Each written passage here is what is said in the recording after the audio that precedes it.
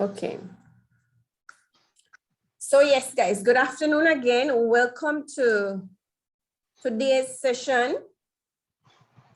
But before we proceed, let's take a moment to reminisce on some of the good times that we had, right? So I have a couple of conversation starters here. So again, just feel free to share if you would like. Right, I'm not gonna ask everybody to share, but it's good to hear from a couple of people every now and then. So hit me with the good stuff. They like the mom when they watch the lads on TV. Okay, let's see. What fun activities you used to do back in the younger years? What fun activities you would do? Ready to share. Mr. Yes. Of course. Anybody wants to share what fun activities you used to do back then? Or if you have any fun activities right now, what would they be? What do they look like? Bordado. Miss Sonia, you do the Bordado means Bordado? I used to like we'll call it I can remember the name in Spanish, but can't remember English. We call it bordado, on your clothes. What you call it? Your mark, your mark your clothes. Embroidery, Miss Sonia. Embroidery, right? I said bordado. Oh, embroidery, yes. The wool on there. That would be different from crocheting. Yes. You use the marking thread. Okay, I see. I noticed Miss Ollie mentioned she dances. Hopefully she does as a fun activity. Right? What other fun activities do we have out there, guys? Gardening. Ever since I love gardening. Yes, that's Yeah, a very I still do. Fishing by bra. Fishing by bra.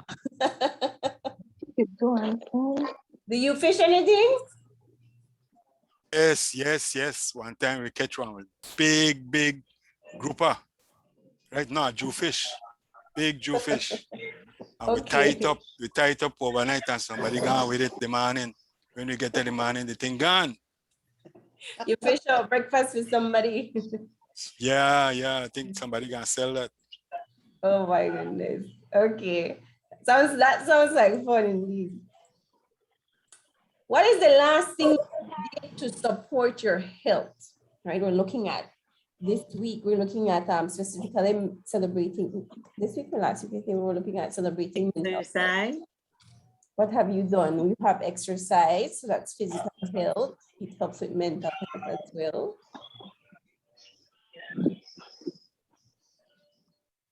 What else have you done to support your health?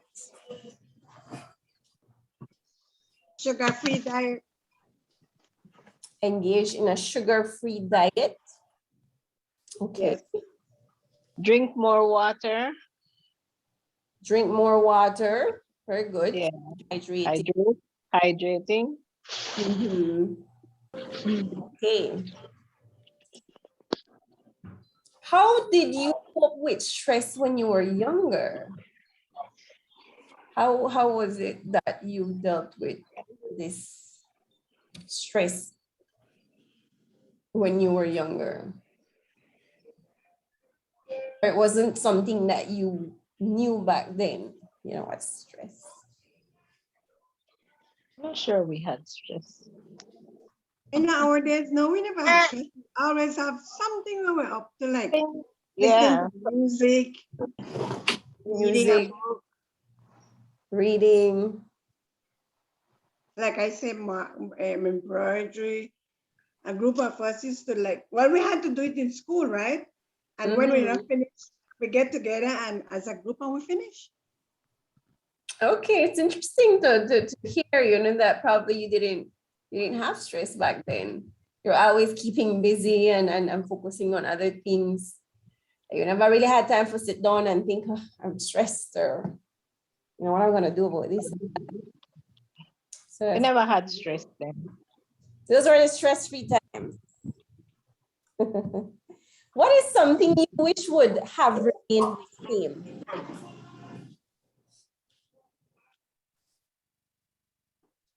What is something you had wished would remain the same? Would have remained the same?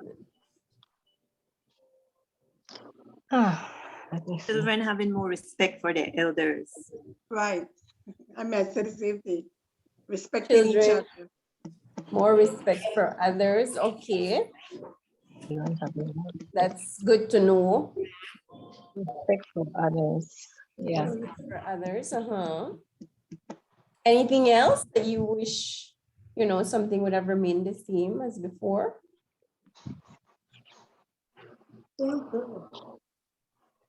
Moving freely outside, like in terms of safety, feeling safe, Yes. being outdoors than what it is right now. You know, I think something that my parents and something that I've heard very common lately is the phrase that says it takes a village to raise a child, whereby they other people looked after other children and you could have disciplined other children and the parents wouldn't really take it as an offense, right? So, okay. And one last one, how would you have spent your weekends? What were the weekends like back then? We go to church. That's one activity of going to church every Sunday. Martin. And there was church day, right? Go to church and matinee. The matinee. That was for the like the cinema where you could watch the movies, correct? Yes, on Sunday, On Sunday. Sunday evenings. Once you go to church. And if some of us could recall, in our days, they had a show, Hit Parade. We used to look forward to that. Hit Parade. What was the show about? What was The number 10 top songs. okay? So they would play the top 10 songs for the week or something. Right. That's- Sometimes one that's- of them would be at number 1 for like weeks. Saturday night, Saturday evening, Saturday night. We look forward to that. Yes. Yeah. What would have been some of the top songs that you remember that made it to the list? Una lágrima. That's from Una lágrima por tu amor. Right. oh Because wow, the- okay. Long. From Estela Núñez. Right. Nunez. I should write those down so that I could listen to those, you know, and get a glimpse of how the music was back then. Jim Reeves, that of Jim Reeves as well. Oh, yeah, a lot of Jim Reeves. Mhm. Yeah. Okay, those We are- used to go swimming too on Sunday evenings. We used to go to the river. okay, so it's mostly like a family day.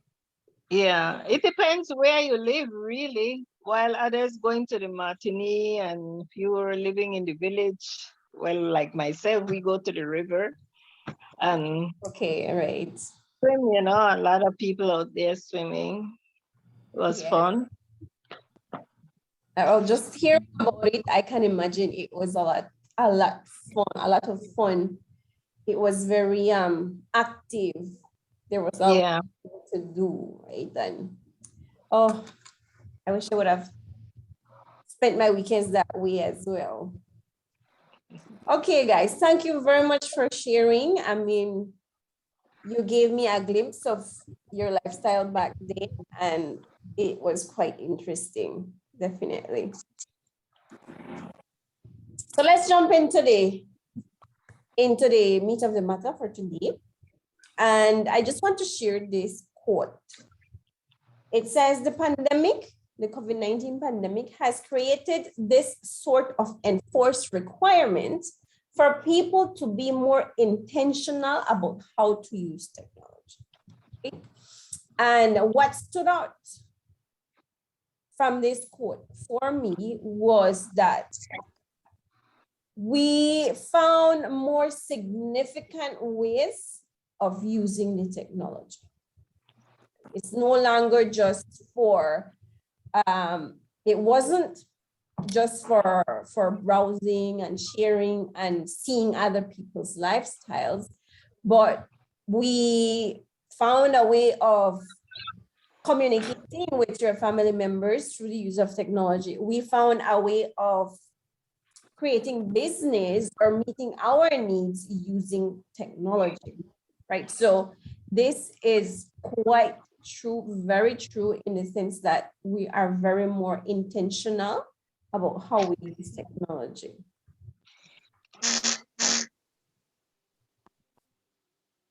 Okay. And I want to do just a quick review of what we spoke yesterday. And yesterday we looked at mainly the introductory pathway of the internet, a quick overview of what the internet was and how it was introduced and what it is right now. And we looked at, of course, email. We looked at web browsers, which are considered the doors to the internet. We looked at, of course, the address bar and the search engines, which help us to navigate the internet, right? It helps us to navigate the internet. So that's pretty much what we looked at yesterday. So today, we're going to continue with emails. And we had spoken yesterday, I had asked you to share if you had your email account created, if you created it on your own. So right now, I want to give you a glimpse of how to go about setting up an email account. Now, why is it important for us to focus on this email account? Why is it important for us to focus on email accounts?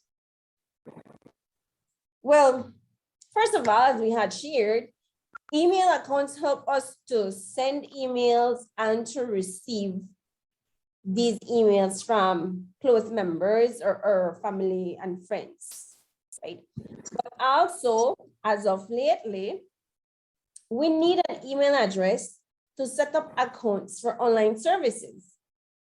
Some of these online services include shopping, for online shopping if you want to shop online. More than likely, you are required to enter an email address to finalize the purchase, right? You are asked for an email address if you want to set up a banking account online. And of course, we are required to have an email address when we set up any social media account. So once we have a social media account, it asks us for an email address.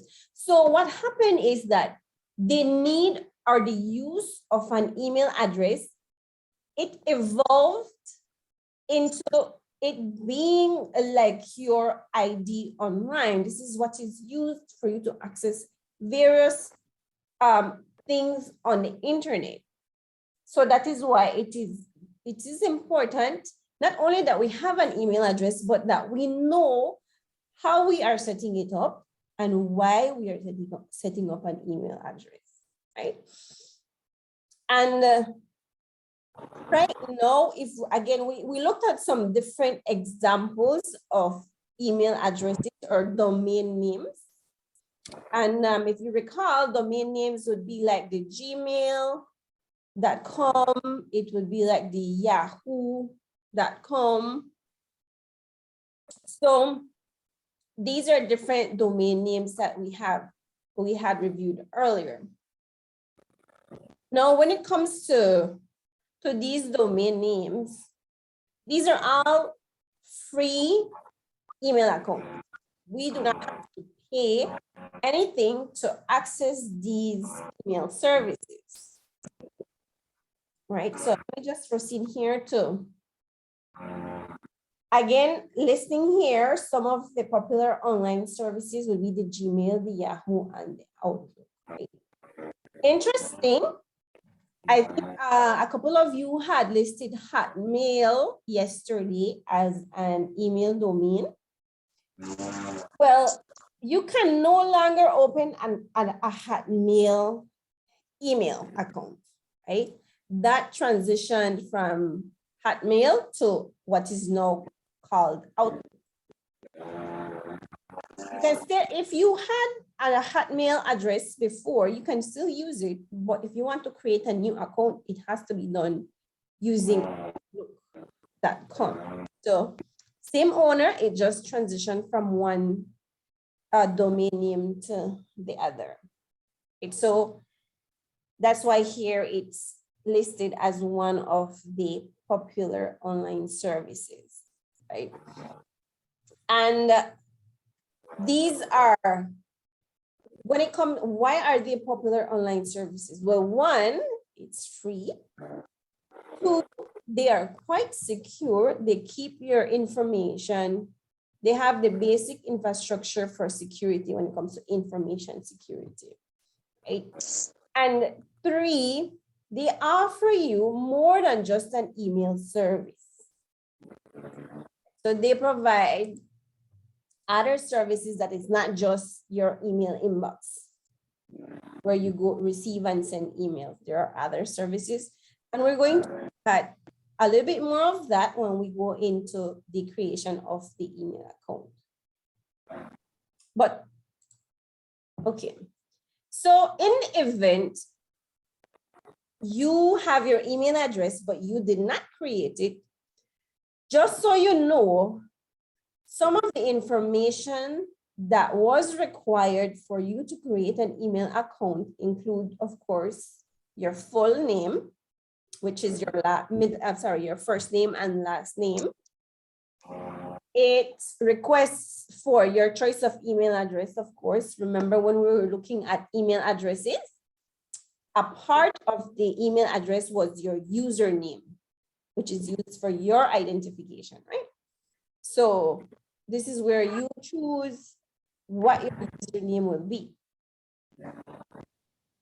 3, you are required to create a password, and not just any password. It is recommended for you to create a strong password, right? But guys, what is a strong password? How do we know that a password is strong? Would any of you know or have heard of strong passwords? I understand that it has to have preferably some character, letters, and numbers in it, no? Yes, that's right, Mr. Ramos, right? It has to have a mix of these characters. So include letters, include numbers, include characters, right? So that's correct. That would create a strong password. So another characteristic of a strong password is the length of your password. Right? The recommended minimum length for your password is 8 characters. Right? Once it's 8 or more, that again is one characteristic of a strong password. Okay. So back to the creating of your email account, it also asks for personal information like your date of birth. It asks for your gender. And it also asks for your phone number, right? Your phone number. Why do you think you would ask your phone number? Because your phone number, you could, if you lose your phone, you could change your phone number. You could lose a number. Why do you think it asks for your phone number? Any ideas? It's part of a verification code. I'm not sure. It's part of verification, right? It's one of the different ways that the company can verify that if you say you are Luke Ramos, how can I verify that you are this person, right? Or that you're accessing this account. So your phone number is one way that the company can verify that at least you have access to this email address, right? And we're going to be looking at a little bit more about verification. And this is called a two-factor authentication. It's two-factor because the first verification it does is, of course, your password. So once you have the password, it's verifying one time that, oh yes, you know, Mr. Ramos is entering the correct password. Not only that though, but I need to conduct a second verification. And how do I conduct this second verification? Let me send him a message to the phone number he said he owns. Or let me make a call to see if he will pick up immediately, right? So that is what is called two-factor authentication. It does two levels of verification that you own the specific email account. And some may think it's a little bit inconvenient to have to do these many verifications, but again, as I had mentioned, the internet has become quite a dark place lately. So we need to have that extra layer of protection for our benefit, right? For our personal safety. Okay. So I have a clip here on how it looks to how to create a Google account and a step-by-step, right? As I mentioned, you don't have to go ahead and create an account, but I just want to walk you through so that you have an idea of what is happening when an email account is created. Okay, and if for some reason you want to go ahead and try creating a new email address for yourself, I think yesterday someone shared that their username was not one that they liked or that they had wanted to change it to something more personalized. You can go ahead and create an account for yourself. Okay. So let me just play this video.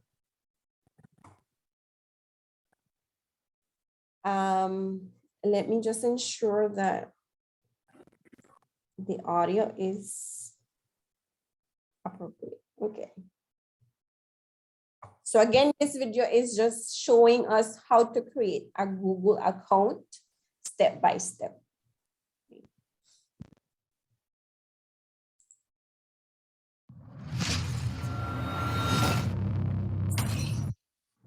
Just verifying, guys, can you see the screen?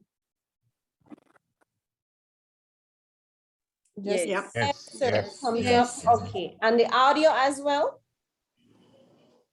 yes. Yes. Okay, Great. perfect. So I will play it again. Let me just fast forward a little bit here. Hi friends, my name is Jamshed. The audio seems a little bit low. Today I'm going to show you how to create a Google account. Let's start. We're going to Google Chrome browser. We're opening it. Now we're going to right hand side to those dots. We're clicking on that. Then we're going to accounts. Here you are. We're going to Google account. and create account for myself if it's for yourself.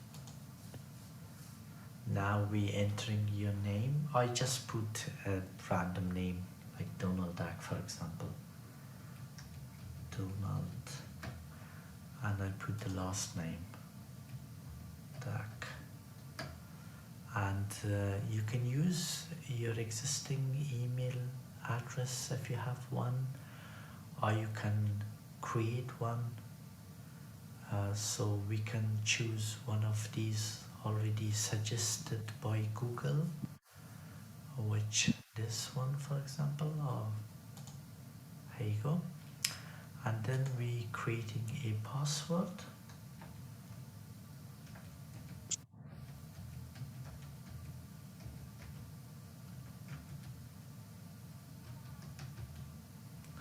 We confirming the password.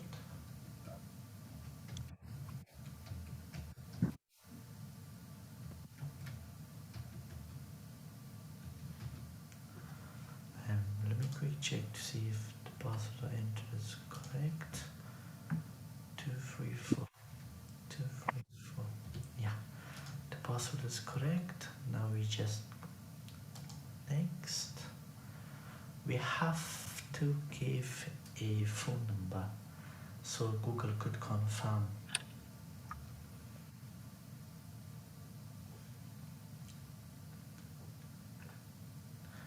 I have already phone number here, which I'm going to enter, and then you just put your date of birth. I just put a random one, and your gender if you want to give, or rather not to say, it's up to you. And then next. Okay, now when you click on send, the Google going to send you a verification code, which we're going to do on the number being provided from you. There you go.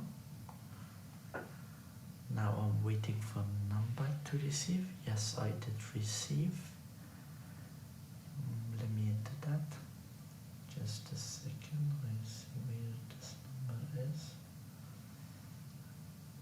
Google.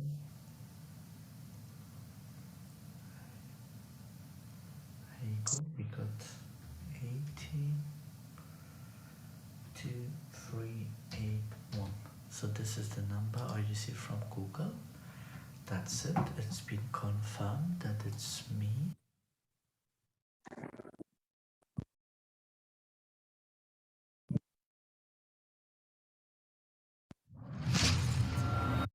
Receive. Let me Google.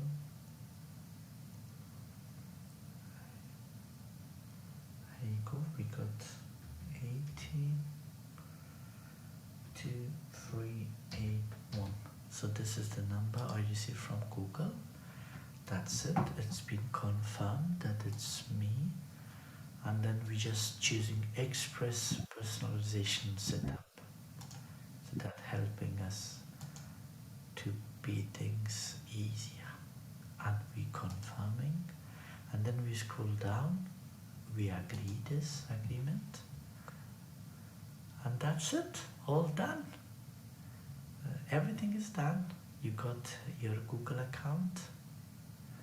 And that's it. Ready to go. Thank you very much for your time and enjoy your time. Thank you. Bye-bye.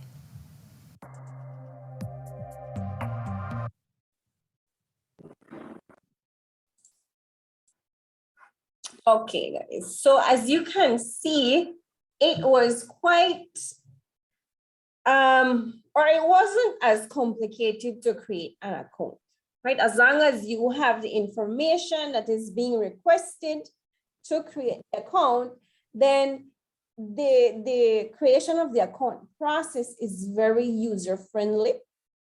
It allows for very little confusion or misunderstanding as to what is being requested for you to create your account, right? Okay.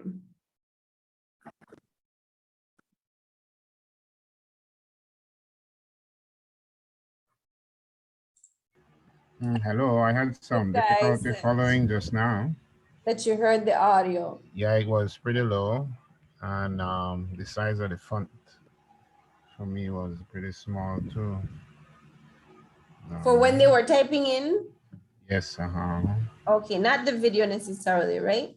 but the font, whatever size font it was pretty small. Like I said, I Okay. barely hear what they were saying really. I don't know if it's my audio here. Okay, let me just go through it and I will use my account. See maybe if the font would be a little bit different, right? Mr. Rodney, do you have a question? I see your hand is up. Yeah, I have a comment really, and to support what Luke was saying just now, that the song was very low. Okay. It was difficult to hear what was being said, no? Okay. Yeah. I Yeah. wonder if it's my audio or the video audio. But let me just do a walkthrough. Let me just open.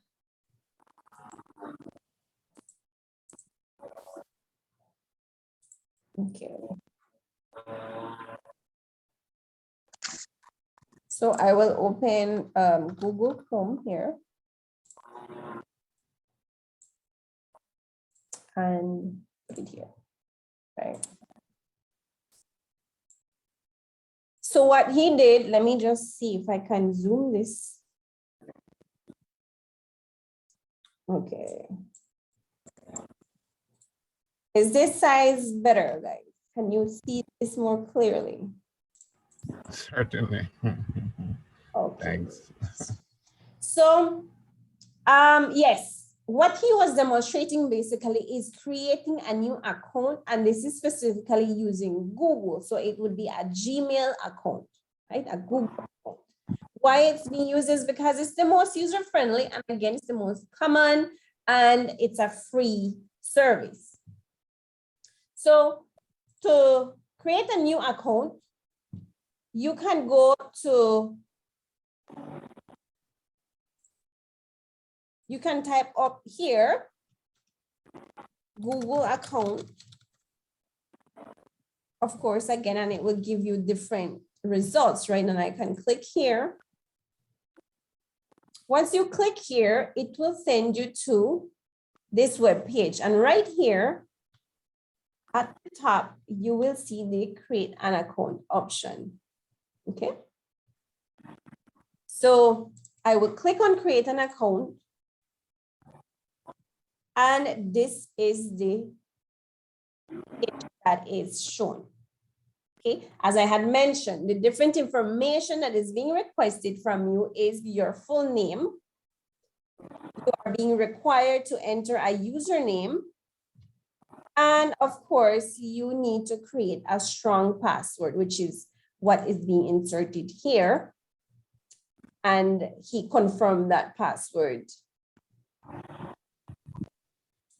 a second time. So you create your password and you confirm, right? So this is what he basically was doing. He was filling out the information here. He entered a first name, a last name, created a username, the password and confirmation, right?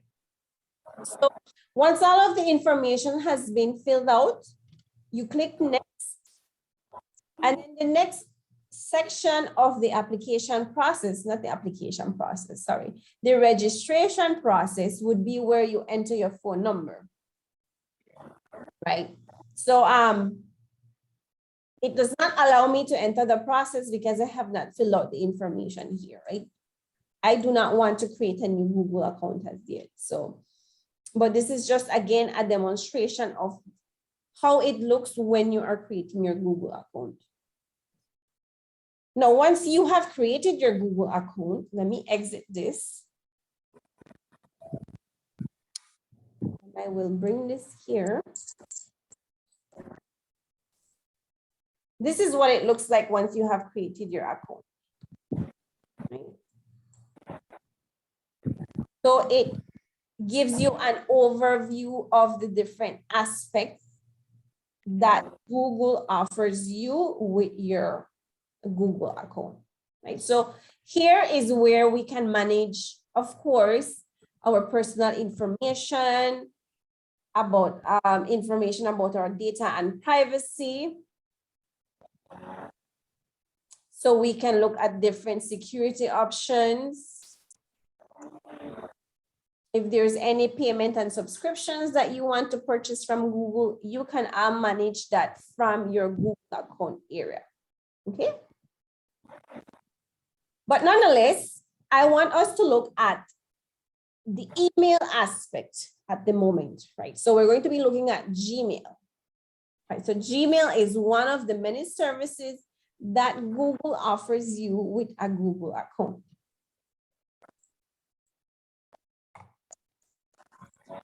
So with Gmail, this is what it looks more or less.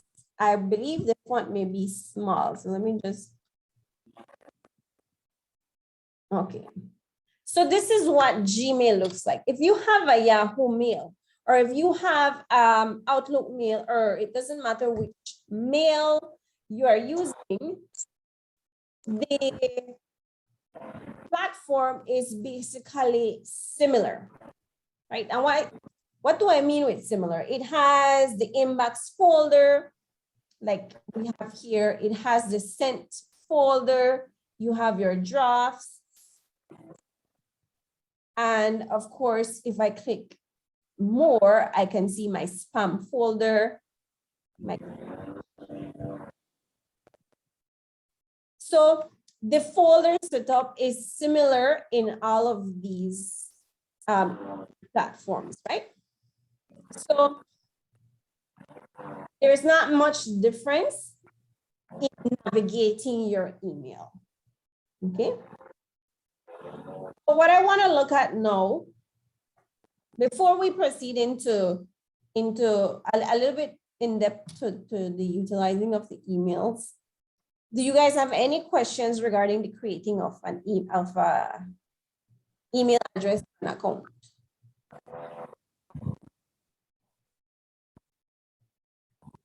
It was pretty much. Would you give an example of a strong password? An example of a strong password? Yeah. Okay. So when we are talking about strong passwords, right, let me just bring out here.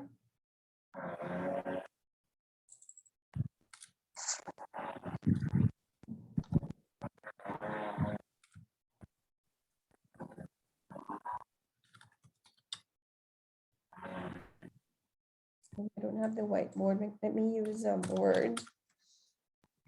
Okay. When we're talking about password and about strong passwords, we normally want to create one that we will remember easily. At the same time, it has to be one that is strong. So we have to include a mix of letters, numbers, characters. And by mix of letters, it includes small, cap, or capital letters.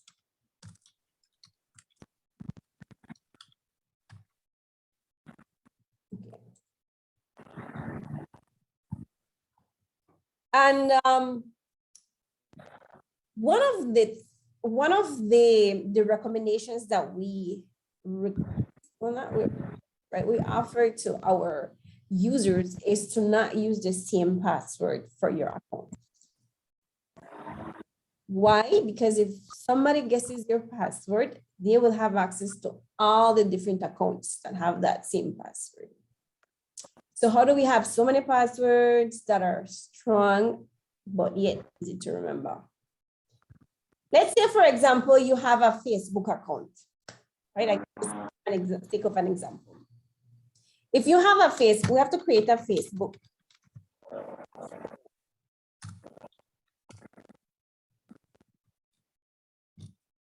The trick that we help teach with our users is use something about the application or the account that you're creating to start your password, right? So I'll just take an example. It's a Facebook password. So I'm going to start my password with F, first letter of the application.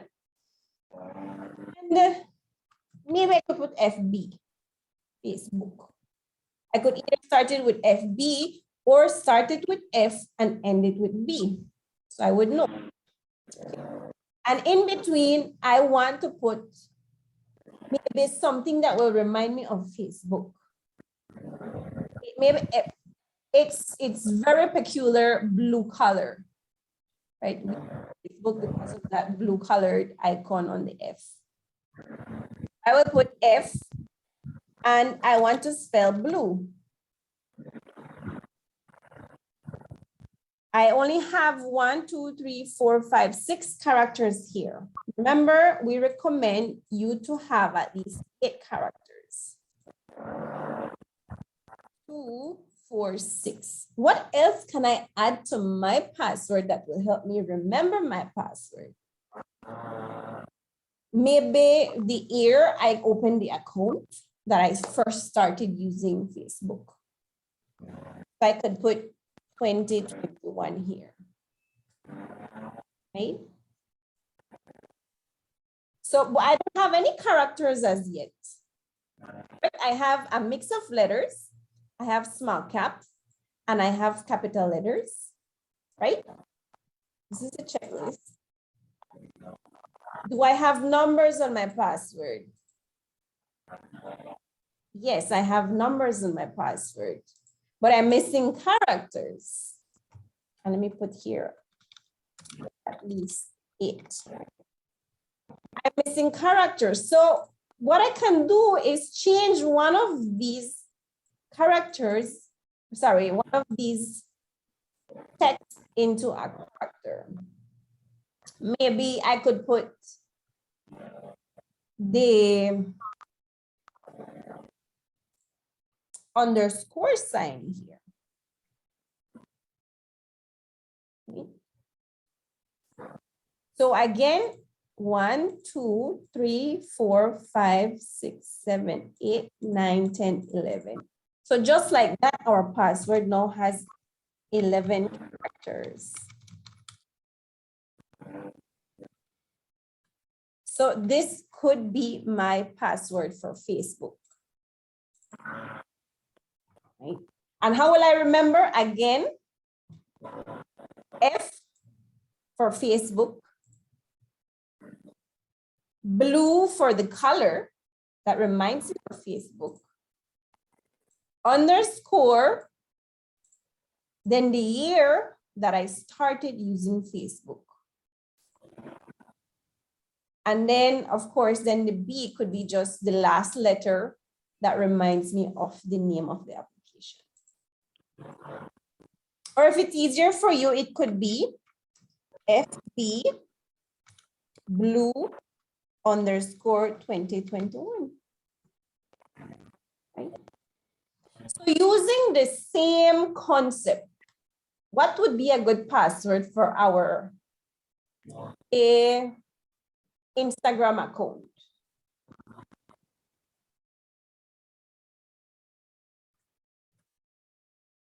How would we create an Instagram account? And ideally, you want to use the same format for all your accounts so that you could quickly remember. So my Instagram account, it would be, I could use IG, color related with our Instagram application. I'm not quite familiar with that one. I have pink or reddish. Like purple. Purple, okay, so we put IG purple. Yeah. Right? Underscore. Or we could change I don't want to interrupt you, Ms. character. Dulcie. That's a no. Sorry, Miss Sheree. It's me, Ms. Dulcie. Yeah, I just wanted to, before you were going into the Instagram password, I was going to share one of the techniques that I found that they use in the ministry. I don't know if it's just the ministry, but with the NC and with us, that's a bit more easier because I know sometimes when you have more than one password, you forget.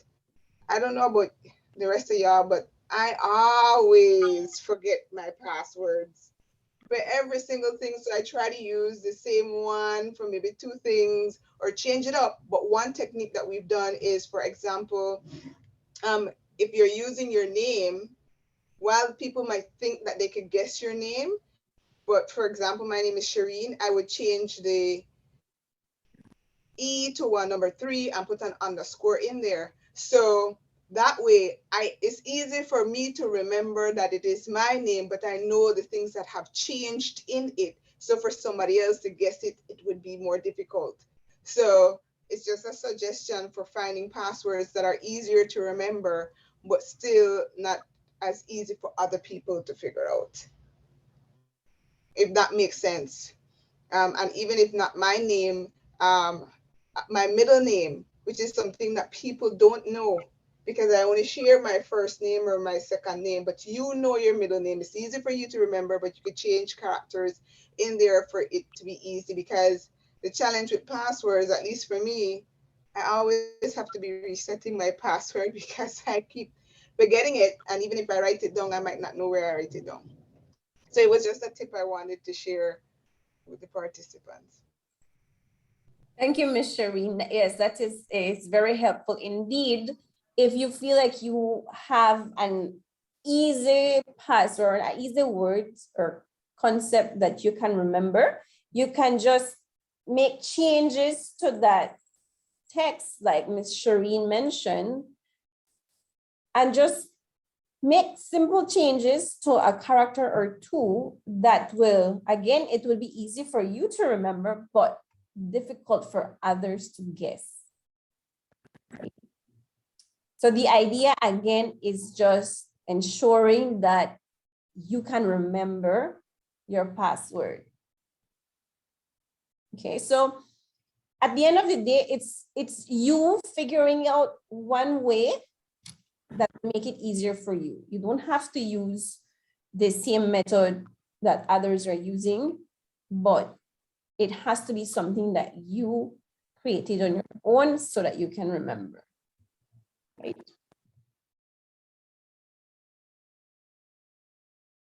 Okay, guys, so yes, I think it was Mr. Ramos who had asked for the strong password. So these would be examples of strong passwords for the different accounts that we will create or have been creating so far, right? Sure, thanks so much. I think I found both examples to be quite helpful. And that's why I asked, because sometimes it's difficult to remember what your password is. And so we try to make it as close to home as possible so as it's easier to remember, no? At least that's what I do. Right, No, right. but both examples given by yourself and Shireen was helpful. Thanks so much. Okay, great. Good to hear. Mr. Rodney? Yes, Delcy, you mentioned earlier the fact that, and Sharon also referred to it, that we have a lot of different accounts, several accounts, and we need preferably to have a different password for each of them. And sometimes we forget the passwords, right? I've heard of something that is called LastPass. I don't know if you're familiar with that or if you have used it. And really, would that be something that you would cover in this course, in this training course? Okay, Mr. Rodney. Yes. Let me retract back. LastPass is what we call a password manager, right? For the very same reason that you had said, we have so many passwords, but our memory doesn't really help us to remember so many passwords. So it's not something that I will be discussing in this session in depth, because there are different applications that you can use to help you manage your password. But what I will be encouraging, or perhaps I can see how best I can fit it into this session for the applications. But what we encourage as well is, it's more like a password directory, right? It's lag of your passwords. Personally, I cannot remember all my passwords. I have not memorized them. So I write them down in one location, and I save it securely where only I know, or it will be difficult for someone to find, right? So LastPass, as Mr. Rodney shared, is an application. It's something digital that you can use on your phone or on your computer. But I do not use the application. I use a different method, right? So you can use a notebook. You can use a Word document. Wherever it is that you feel comfortable writing down your passwords and saving it somewhere that no one will be able to easily find it, right? But I will be touching a little bit on password managers when we look at security, okay? So very good observation, Mr. Rodney. Yes, we have different ways on how we can help ourselves with remembering these passwords.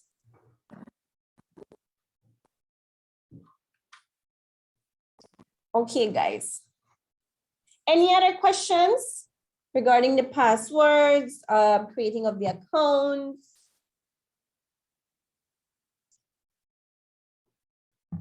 Sorry, guys, just hydrating myself a little bit here. Just minimize this here and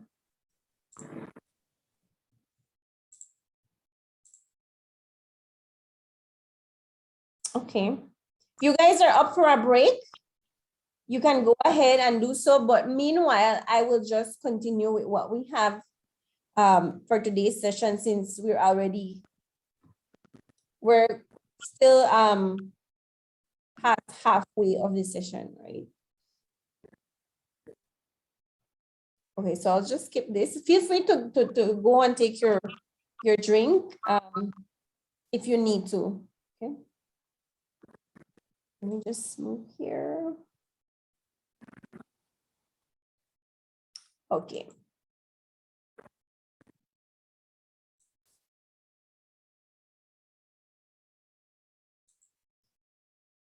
I want to look at attachments when it comes to emails that we're working with, right? So I will again exit this one, and I want to show you an inbox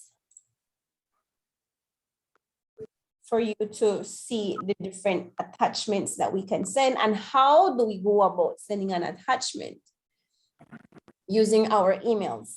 Okay, so in Gmail, again, I will be using Gmail most of the time as an example because it's an easier account for me to personally manage, but as I mentioned, most of them are similar, so there would not be much differences on these accounts.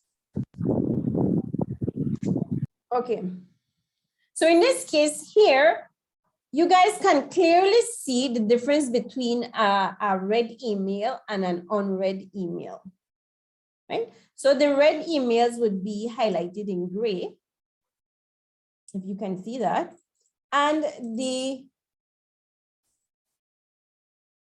unread emails, or those that I have not opened, would be in bold colors, right? So that's how we can differentiate between new emails and read emails. Now, using Google, how do I know if the email that I received came with an attachment? Let me see if I can. Okay. So here in my inbox, I can see that I have an icon here. If you notice, sorry if I move my mouse, a lot of things pop up here. But on this email here, you will notice that there is a paperclip icon, right? That is already indicating to the user that that email comes with an attachment, right? So it could be a picture, it could be a document, it could be a video that is being attached, right? So how do I view an attachment? So I will, okay. I don't have much emails with attachments, but let me open this one. So the attachment here is a Word document. Okay, so this is a Word document. And I can either, when I hover over this attachment, you will see that there are different options of different actions that I can do on this attachment. The first one is to download it. If I want to download the attachment. The second one is to save it to my Google Drive. And the third one is if I want to edit this document, right? So the different actions that you can do on the attachment will vary based on the attachment that you received, okay? So here, because it's a Word document, it gives me the option to edit from Google Docs as well. But I want to download it. I don't really want to do any of the other actions. I just click download, and then that automatically just saves it on my desktop. Right, so I can now go to my folders to open the document. So I can go here. I go to my downloads because it's a downloaded document, and I will see the download here. I can see the document downloaded here, and I can open it as is required, right? Okay, so that is when we receive an attachment. But what if we want to send an attachment? If there's a video or a picture or another document that we want to send to someone else through email. So to do that, I will exit the email and I go to my inbox again, just so that we can see the normal view. Well, first of all, we need to be able to send the email, right? So if it's a new email, we would go to compose up top here to compose a new email. So once we click that, we get this new email. Let me just maximize it here. This new email pop up. So of course it has the space for us to enter the email address where we're going to send it. So I want to send it to this email address, and the subject will be image.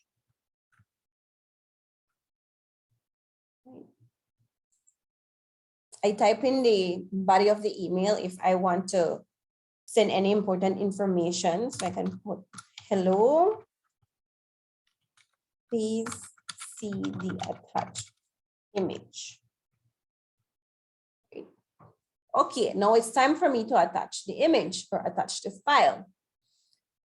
What we're going to be looking for in this compose pop-up box is for the pin icon, the paper pin icon, right? And that is located at the bottom here. So the pin icon says attach files. So I just click here. And what that does, it sends me to my document library, right? This is the library where all my files are saved. So at this point, you need to know where it is that you have that item that you want to attach, where you have it saved, right? So what I want to do here is just attach the same document that I downloaded. Right? I downloaded the document just a couple minutes ago. Where was that document? It was in my downloads. So I go to the location, I locate the document, which is this one. I click on it and I click open.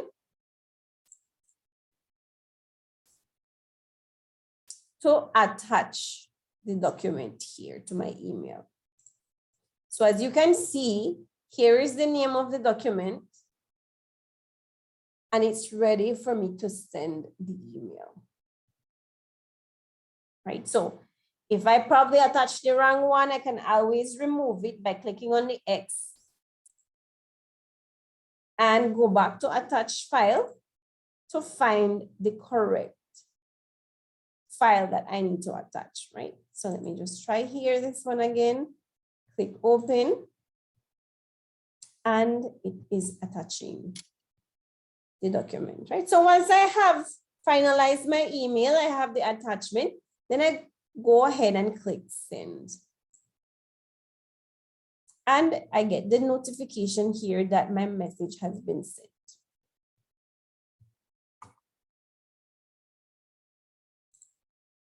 Right?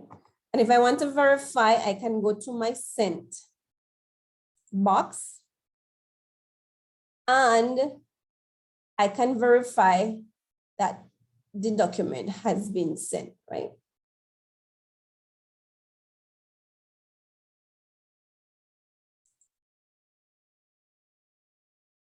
Any questions regarding attachments, guys?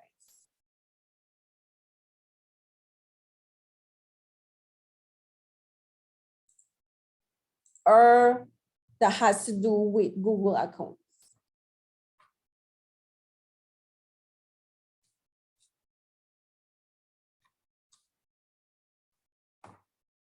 Does that mean you guys are understanding the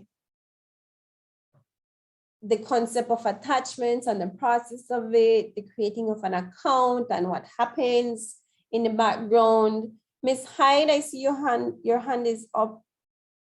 Let me know what your question is. Just thank you. Just to confirm, so if you want to attach a picture, you would go to your pictures, your stored pictures, right? And then you would choose one and attach. Correct. Normally you would save your pictures in the pictures folder, right? So it depends again where you save your pictures or whatever it is that you want to send. That is where you will go. So let me go back here and go back to compose. So open this. Once I click attach, this basically just sends me to the library. And this is where I will navigate the different locations on my computer that have documents. But if you don't have a folder with pictures, which I don't on my iPad, I just have my pictures. So what I would do, I'm just confirming that that would work with the email too. I just go to my pictures, choose the one, and then attach it, right? Because I don't have a folder with pictures as such. You are using a computer or a no iPad? I only use all I have is my iPad. Right? Yes, you can select your pictures or your gallery. Would it be like your gallery? Okay. Right. Yes, okay. you can So select from here. Okay, thank you. All right. Yes, you're right. All right. Okay, so actually sending attachments are the process is becoming so much more easy, or it's becoming easier and more efficient, right? With the facilities that mobile devices are providing to us, the users, we can easily attach or send either documents, images, videos to others, right? I'm pretty sure you guys at some point or the other have sent a picture, have shared a video with someone through either WhatsApp or Facebook, one of the common social media applications, right? So that is basically sending an attachment, right? This is just what I showed you is just more of a detailed process and how it was way before the introduction of applications. Right. I found that there is a size restriction depending on the size of the document you're sending. Yes, definitely. This one would depend on, of course, the email provider, right? So the email provider would determine what's the biggest size of file that you can send as an attachment. And as of late, what has been happening is these email providers are encouraging the use of sharing cloud space, right? Where you no longer share an actual image or an actual video. What you will share is a link to the video. So that occupies less space and it's easier to access that way, right? But yes, Mr. Ramos, when we're sending attachments, there is a limit size for the attachments. So, and at the time that you're attaching your document, if it's bigger than the size, that the limit size, it will give you an error. It will notify you that the attachment is too large. So you either find a way to send it through a cloud link, or maybe you can send the attachment by pieces. Unless it's a video. If it's a large video, then probably we'd have to use a cloud link. Okay.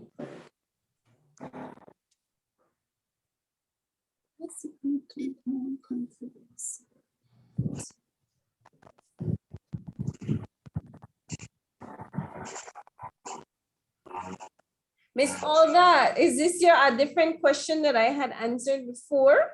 I just read your question.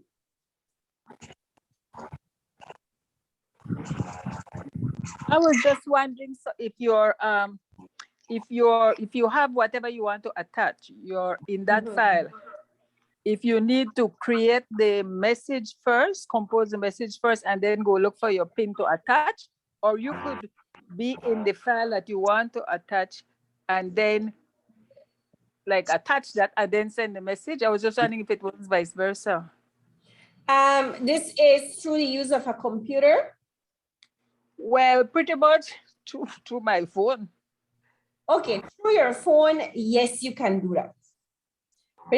Your phone, if you have the picture, say for example, from your gallery, there you would have the option to share the picture and it will give you different choices on how you want to share the picture, right? You have options such as sharing it through WhatsApp, sharing it through Facebook, and there is the option to share via email.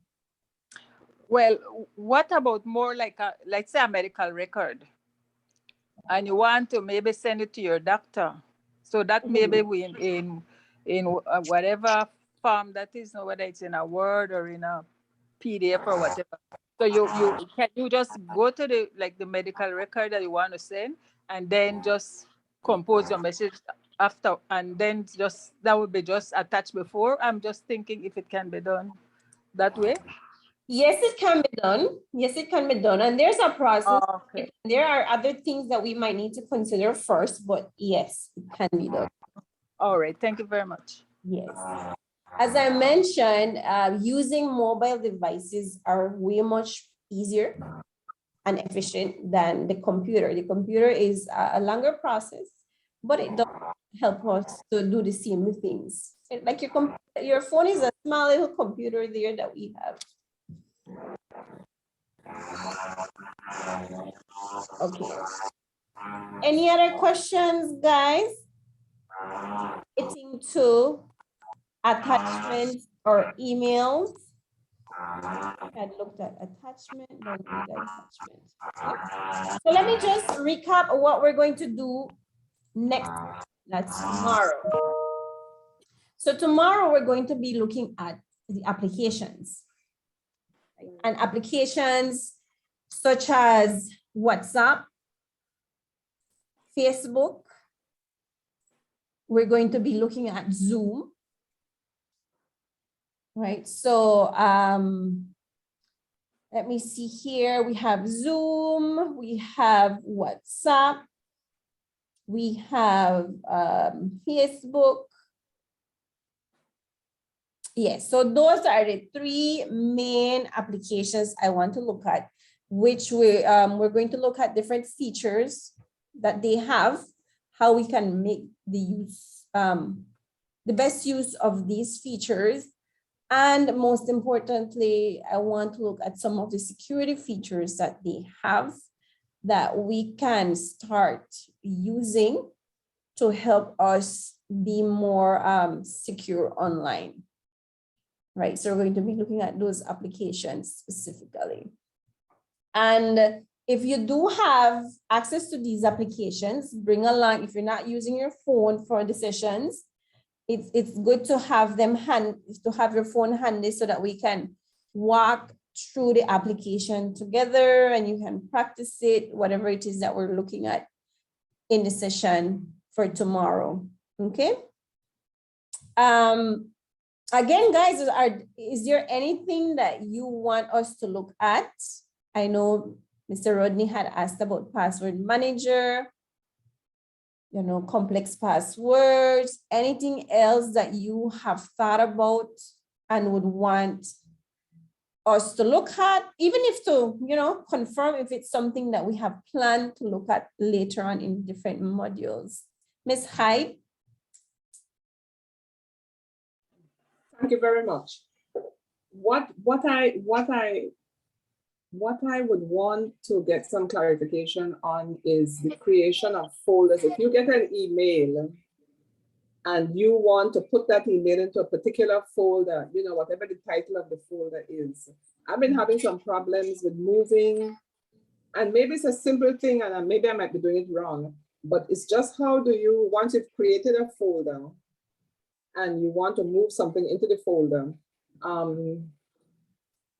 how do you go about it? And maybe what you could do, it shouldn't take long, it's just how do you create a folder and then you move an email across into the folder. I've been having some difficulty with that and I don't know what, I think I might be doing something wrong.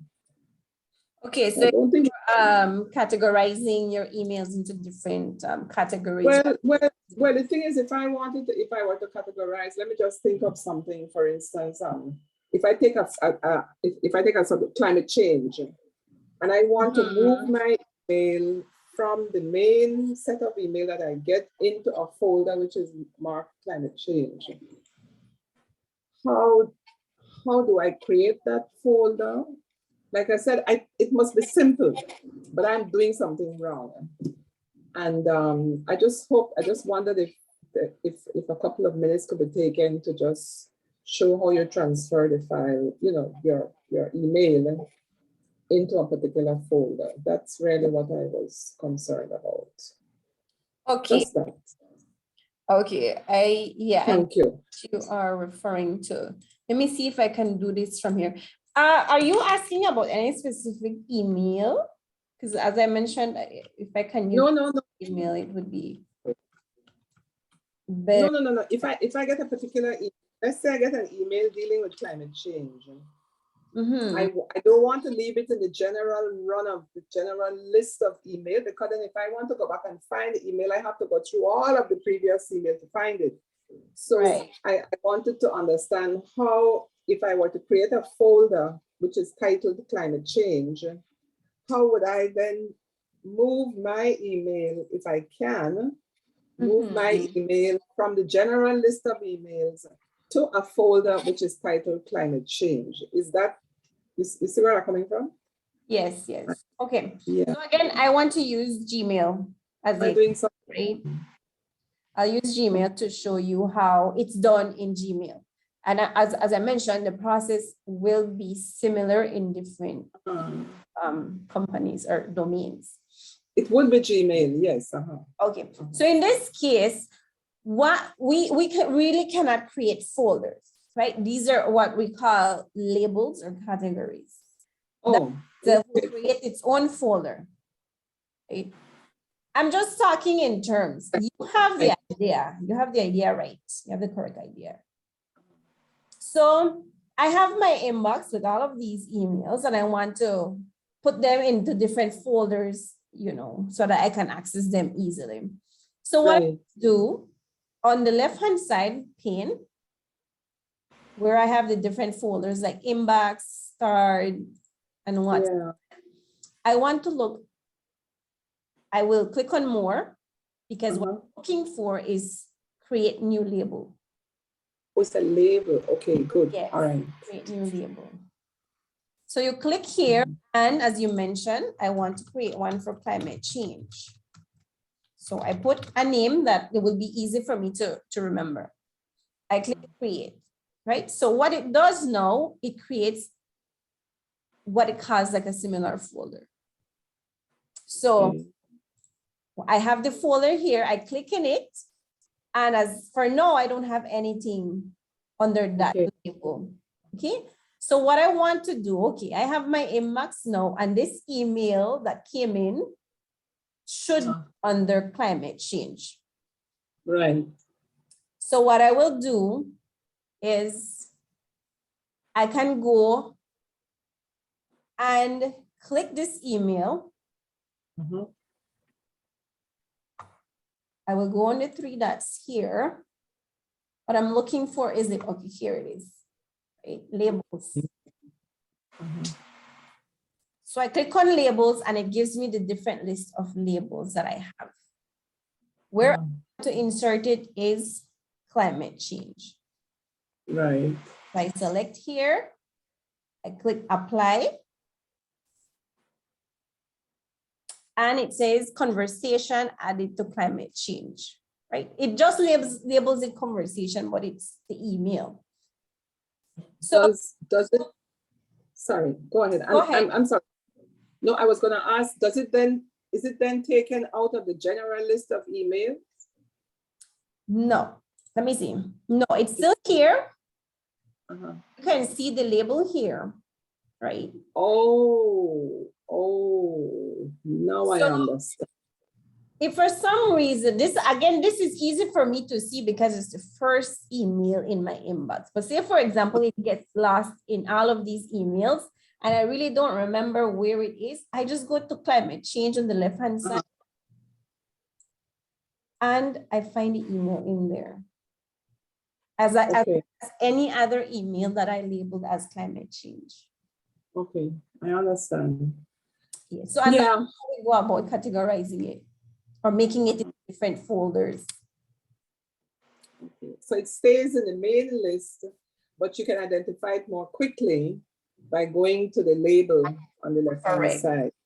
Correct. And you click on that and you will get it there then. Correct. Okay. Yes, it still is in your inbox, but if you want to quickly access it, you remember, okay, it's climate change labeled. I just go here and I. Okay, very good. That helps me a lot. Thank you very much. Okay, you're welcome. And you can create many other labels that, you know, that can help you to organize your inbox. Yeah. Okay, good, very good. Anybody else has any other question? For clarification, or again, please don't be afraid to ask. Now is the time. And there's always tomorrow as well. You know, you're always welcome to bring those questions. Very good. Okay, well, guys, if there's no questions, this brings us to the end of today's session. And I will see you tomorrow, ready to tackle on the applications, right? Thank you for your participation. Thank you for your questions. Thank you for your attention. And see you at 2 o'clock again. You have a good evening and be safe. Thank you. Bye. Bye. Thank you. Thank you.